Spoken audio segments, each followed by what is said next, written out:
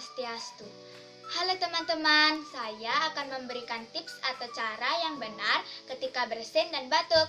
Virus corona bisa menyebar atau menular melalui droplet. Jadi ketika bersin dan batuk, gunakanlah tisu atau lipatan tangan.